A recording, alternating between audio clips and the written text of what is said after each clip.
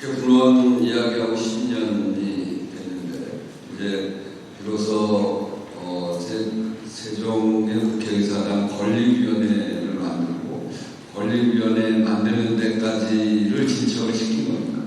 이 진척이 생각보다 빠르지 못했고 지금 이제 와서 비로소 이제 만들어진 거죠.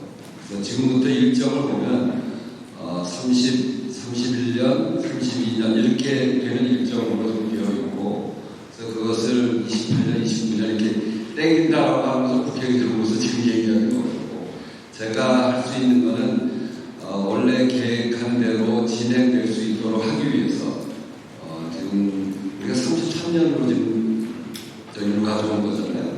원래 얘기는 31년으로 했는데 31년에 맞추기 위한 최대한의 노력을 한다.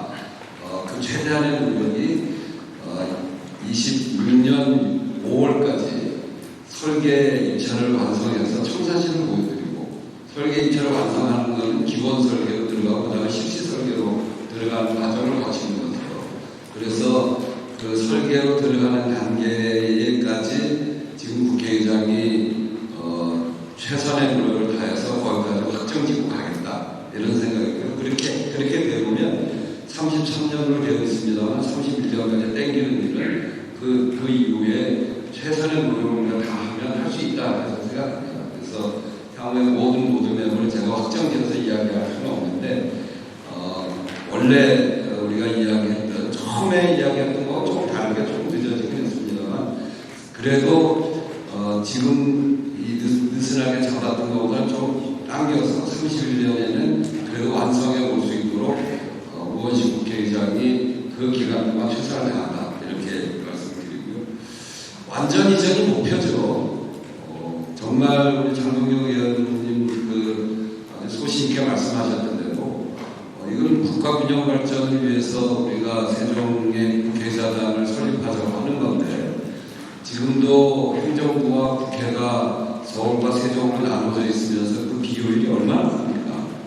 거리에 뿌려지는 돈으로 따지면 정말 국가적 손실이다 이렇게 보여지고, 그래서 국회가 빨리 내려와야 되는데 국회가 내려오면서도 국회가 나누어져서 결국 만들어지게 되면 그 비효율은 더 말할 수가 없게 됩니다. 지금으로서는 수도 규정으로 보면 의장 집무실과 본회의장은 서울에 있어야 된다고 하는데 이것을 우리 장동영 의원님처럼 아주 유능한 율사도 나서고 또 우리가 같이 나서서 이것에 대한 해석 이런 것들도 바꿔가면서 또 그런 비효율이 굉장히 심각해지고 국민적 동의가 이제 그렇게 하면 안 된다라는 동의가 높아지면 저는 그 해석이 바뀔 수 있다고 생각합니다. 목표는 이 세종을 중심으로 해서 국회의사당을 제대로 옮기고 정말 효율적으로 행정이 이루어질 수 있도록 함과 동시에 국가 균형 발전이라고 하는 목표를 이뤄낼 수 있는 그런 방향으로 국회를 설립해 가야 된다.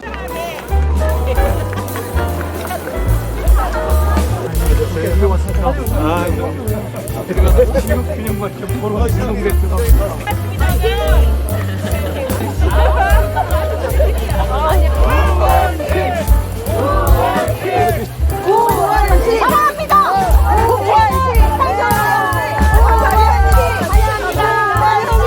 지금 1생활권부터 4생활권까지 개발을 완료했고요. 5생활권과 6생활권이 앞으로 개발을 해야 되는 그런 상황입니다.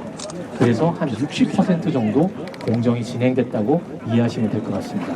저희는 지금 60%의 공정률을 진행하고 있습니다만은 지금 의장님께서 보시기에 이 행복도시가 어떤 모양으로 보이실런지는 잘 모르겠습니다만은 제 눈에는 여러 사람들은 다 생각이 다릅니다만은 제 눈에는 마치 심장과 같이 그렇게 보입니다. 그래서 균형 발전의 어떤 심장, 그러한 곳이 될 수 있도록 최선의 노력을 다해서 행복도시를 실질적인 행정수도가 될 수 있도록 최선의 노력을 다하겠습니다. 네, 보고를 마치겠습니다. 네, 저한테 보여지는 게 행복하고 아주 복이 있는 도시로 딱 보이네요. 심장, 대한민국의 심장.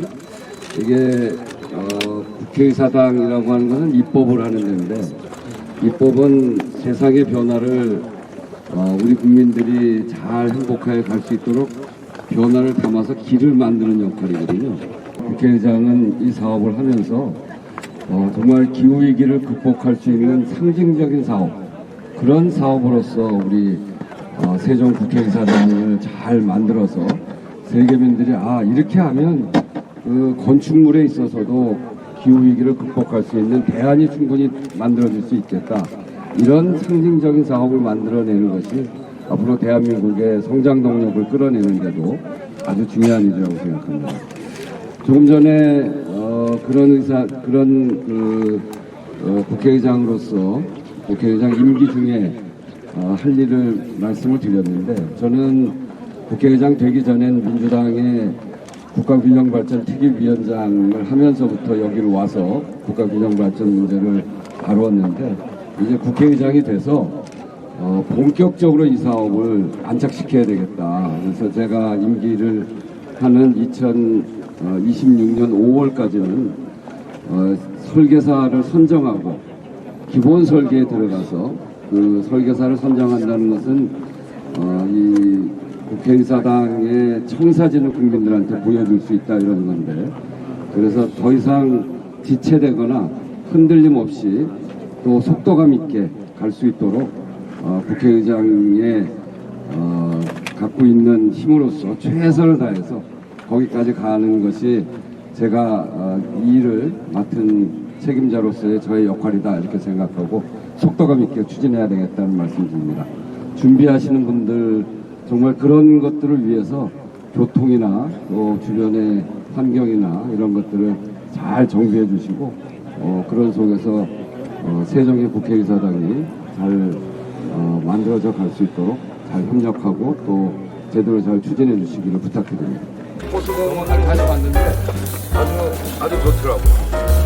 국제적인 수공원 그 국가 상징물 전체에 대한 마스터 플랜을 공모 중입니까? 그렇습니다. 국제 공모 세종 국회의사당 건립 화이팅!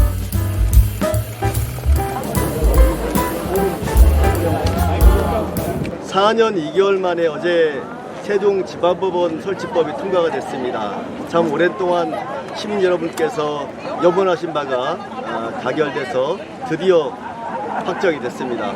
이로 인해서 행정부처, 국회 세종의사당, 대통령 집무실, 그다음에 지방법원까지 입법, 사법, 행정 이걸 갖추면서 행정수도 완성에 초석을 다졌다, 이렇게 생각하고요. 앞으로 국회 세종의사당 절차는 당장은 건립위원회에서 사업 방식을 결정해야 됩니다. 즉 뭐냐면 설계와 시공을 분리발주할 것이냐, 아니면 설계와 시공을 통합발주할 것이냐, 또 범위와 규모 같은 거를 이제 결정하게 되는데요. 그 다음도 중요한 것이 이제 기재부와 총 사업비를 협의를 해야 됩니다. 돈이 얼마 들 건지. 그 다음 절차는 부지 매입입니다. 부지 매입 다음에 기본 설계가 들어가고 실시 설계가 들어갑니다. 이런 과정이 필요한데, 더불어서 우리 국회의사당이나 지방법원, 대통령 집무실 앞으로 절차가 많이 남아 있는데요. 예산 문제가 제일 심각합니다. 그 예산 문제를 잘 해결할 수 있도록 우리 더불어민주당 국회의원 모두 또 여야가 모두 같이 합심해서 노력한다는 말씀을 드리겠습니다.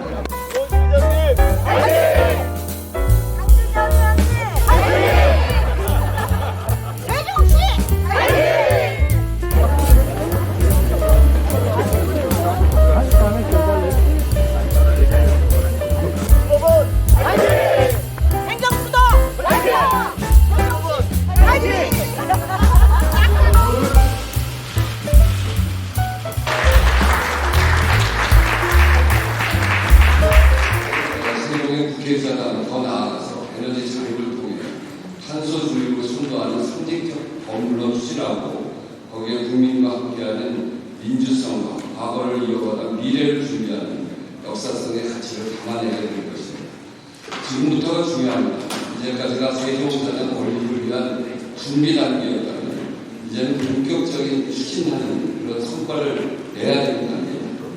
세종의사당 건립위원회를 통해서 사업 추진 방식의 결정이 되면 총사업비 협의를 신속하게 진행하고, 부지 매입 계약을 추진 후에 설계 공모를 거쳐서 기본 설계를 시작하여 세종의 국회의사당의 밑그림을 그리도록 하겠습니다. 제2기가 마무리되는 2020년도 5월까지는 설계 공모를 마무리해서 국민들에게 그 청사진을 보여드리게 될 것입니다. 그리고 기본 설계에 들어가서 구체적으로 세종의사당이 국민들 곁으로 다가가는 그런 모습을 보여주게 될 것이고, 그런 목표를 향해서 국회의장과 권리위원들이 최선을 다해서 뛰겠다는 약속과 함께 드립니다. 의장님께서 오셔서 세종 국회의사당 시대를 확실히 열고, 의장님이 임기를 다시 말하면 2026년 5월까지는 세종시민과 국민들이 모두 확실히 알고 확실히 믿을 수 있도록 세계적 건축물의 청사진을 제시하겠다. 지금 같은 90살 되면 그대로 못한다. 제가 세종국회에서 다 물어봤습니다. 우리 의원분들 또는 장관분들, 우리 기재부 관련해서 물어봤는데, 지금 이런 상태로 이렇게 어정쩡한 90살이 계속 갈 수 있나? 다 계속 못 간다고. 그럼 이제 양당 간에 결정을 내려야 됩니다. 이 국회의원 300명과 대통령 301명이 세종시로 내려오냐, 아니면 세종시에 있는 공무원들과 가족들 10만 명이 다시 집사로 서울로 가느냐, 이 양당 간에 결정을 해야 돼요. 그래서 저는 이 문제에 대해서 헌법을 개정해야 된다 여러 가지 얘기가 있는데, 국회의사당이 얼마나 하느냐가 문제의 본질입니다. 왜? 대한민국 민주공화국의 핵심, 국체의 핵심은 국회입니다.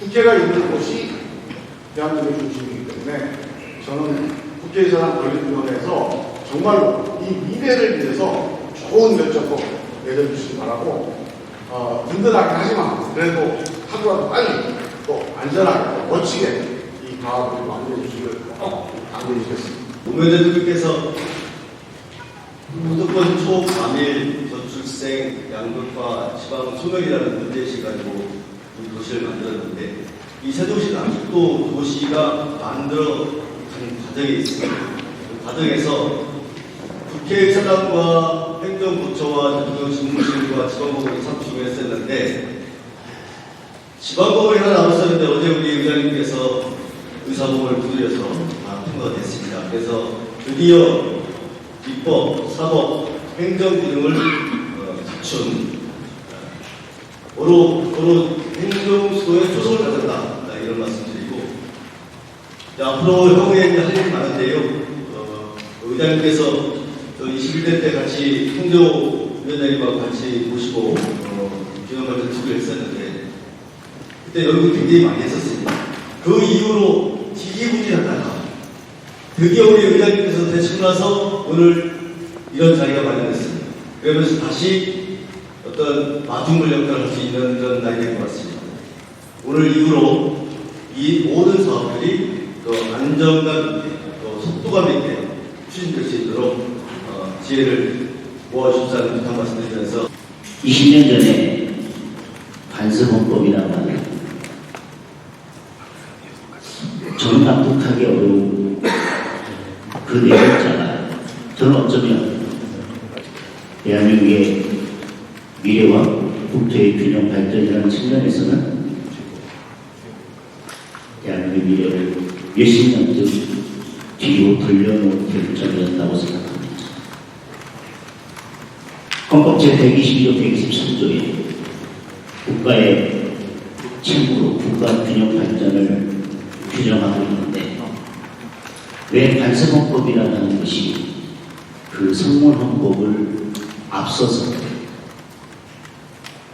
국가 균형 발전을 가로막아야 되는지 저는 지금도 이해하지 못하고 있습니다. 저는 충청 지역의 국회의원이기 때문에 국회 완전 이전을 말씀드리는 것이 아닙니다. 어떤 정책, 그것이 목적하는 바가 있다면 그 목적에 맞게 설계되어져야 합니다. 완전 이전이 아니라면 국회의 부분 이전은 오늘 간담회 제목인 국가 균형 발전에는 도움이 되지 않습니다. 이제 행복도시 건설 청이 추진했던 1단계 행정중심 복합도시 건설의 시간이 이제 한 60% 진행되고, 이 시점에 이제 2단계 추진 로켓의 발진이 필요한 그것이 바로 우리 세종국회의사당 건립의 시작이다 이렇게 저는 생각합니다. 그런 측면에서 오늘은 굉장히 중요한 전환점이 되는 날이다 이렇게 생각하고 이제 우리 김종민, 강준현, 장동혁 위원님 말씀하셨습니다만 이제 이 시기를 의장님의 말씀대로 속도감 있게 추진하다 보면 이제 우주 궤도에 올라가기 위한 마지막 3단계 추진 로켓이 필요한데 그것이 제 생각에는 국회의 완전 이전과 대통령실과 국회 본회의장까지 이전하는 완전한 국회 이전, 진정한 행정주도의 완성이라고 하는 3단계 추진 로켓을 우리가 발진시켜야 한다 이렇게 생각하고 있습니다. 그런 어떤 로드맵을 가지고 의장님께서 말씀하신 키워드, 속도감 있게 그러나 아까 우리 의원 송재동 위원님 말씀하신 대로 송재호 추진위원장님과 여러 위원님들이 철학과 가치대로 이 안에 새로운 민주주의 시대를 열어야 한다라고 하는 그러한 어떤 민주주의와 그 다음에 기후 위기를 넘어서 기후 재난이라고 하는 이런 새로운 시대적 과제와 그 다음에 AI 시대를 열어가는 그런 많은 기술적인 문제들이 총망라된 이 시대의 또 미래의 가치와 모든 철학들이 기술들이 총집약적된 그러한 훌륭한 국회 세종의사당 시대를 세종국회의사당 시대를 함께 열 수 있도록 새로 이전한 세종지구회의사당 건립부지는 지금 여의도 부지의 부부에 해당하는 19만 원이 면적뿐만 아니라 세종의사당이라는 부분은 형식을 떠나서 기분을 떠나서 그 디자인에 있어서나 그리고 이 시대를 대표하는 건축물의 가장 모범적이고 상징적이고 아름다운 건물로 지어주신 것을 부탁드리겠습니다. 두 번째는 세종시에 국회 세종의사당이 이전이 되고 또 대통령 집무실이 오래되어 있습니다. 황동혁 의원님께서 아주 명쾌하게 지적해 주셨습니다만 20년 전 헌법재판소의 결정에 의하면 한나라의 수도라는 대한민국의 수도라는 건 국회의사당이다. 그리고 국가원수의 대통령 집무실 소개하는 무시하고 생각했습니다. 그렇다면 세종시 이제 국회의사당이 본격적으로 건립되고 대통령 제2집무실이 오게 되는 만큼 헌법의 내용에 있어서 수도라고 하지 않을 수가 없습니다. 그것이 다시법법이 됐든 성문헌법이 됐든 수도라의 실질적인 지위와 내용을 가지게 되었습니다. 우리가 헌법 개정을 통해서도 헌법 개정을 통하지 않아서도 어떤 방식이든 세종시가 실질적인 행정수도라는 게 선언이 되고 선포되는 얘기가 마련되어 주셨습니다. 그리고 또 이 세종시에서 세종특별자치시 특례를 위한 여러 가지 법안을 마련하고 있습니다. 이러한 새로운 법적지 그리고 기능의 지위에 따라서 세종시에 대한 행정특례법을 저희들이 개정해서 국회에 승인시킬 때 우리 의장을 비롯한 여러 권력을 그리고 우리 국회의원님께서 적극적으로 지원해 주시고 추진해 주실 것을 부탁드립니다. 우리가 균형 발전을 하는 것이 공직 목표인데 그러기 위해서는 통합 발전을 해주시기 바랍니다. 여기 이 자리에는 여당, 야당 그리고 지자체는 또 여기 최영호 시장님이고 의원님들은 야당이 많은데 여야가 같이 아마 이거는 이 의원실 의장님이기 때문에 빨리 제대로 가는 것 같습니다. 아주 이런 상당히 고무적이고요. 또 보니까 속도는 빨리 내주시기 바랍니다. 목표가 기획 2030년까지 잡았는데 기왕이면 한 1, 2년 더 당겨주시되 속도는 빠르게 한데 제대로 해주시기 바랍니다. 두 번째는 넓게 보고 높게 할 때 구석구석 우리가 놓치는 데가 있을 겁니다. 그래서 부작용을 최소화시키면서 구석구석 파면서 나가시기 바라고요. 또 하나는 이 국회의사당이 생기면 전 세계에 이 세종에 와서 민주주의를 배워갈 수 있고 그 다음에 아까 우리 그 시장님 말씀하신 여기는 그 건축물들이 정말 아름답게 그리고 환경에 가장 부합하게 해서 여러 나라의 여러 지역에 바로 롤모델이 되고 여기 와서 배워갈 수 있도록 벤치마킹 해갈 수 있도록 그렇게 준비해 주시면 좋겠습니다. 이 상황에서 저는 약간의 리스크가 있다고 생각하는 부분이 있습니다. 어쨌든 행정중심 복합도시 청에서 하는 발주 방식으로 제2집무실이 만들어지고 또 우리 특히 사무처에서 발주하는 방식으로 또 이 국회 의사당이 만들어지는 과정에서 혹시 공사 기간을 늦출 수밖에 없는 상황, 설계 기간이 연기될 수밖에 없는 그런 리스크가 존재하지 않을까, 그런 위험 요소를 사전에 발굴을 해서 하나의 생활권 내에 다양한 설계사와 다양한 시공사가 들어오기 때문입니다. 그리고 또 하나는 아까 건축물뿐만 아니라 외부 공간이 굉장히 중요하다고 했는데 어쩌면 그 외부 공간은 국민들의 공간이고 또 이 건축물도 국민들을 위한 공간이 될 수 있을 거라고 생각하기 때문에 이런 부분에 의해서 중재자 역할을 할 수 있는 분들이 좀 필요할 것 같습니다. 그게 우리 건립위원회 위원님들께서 중재 역할을 할 수 있는 건지 아니면 다른 위원님들께서 또 들어오셔야 되는 건지도 좀 필요하고 또 도시계획의 마스터 플랜부터 각각의 집무실의 대변인이자 조화롭게 이걸 끌고 나갈 수 있는 중재자로서의 건립위원회의 위원, 폭이 좀 넓어져야 되고 역할도 넓어져야 되지 않을까 싶습니다. 네트워크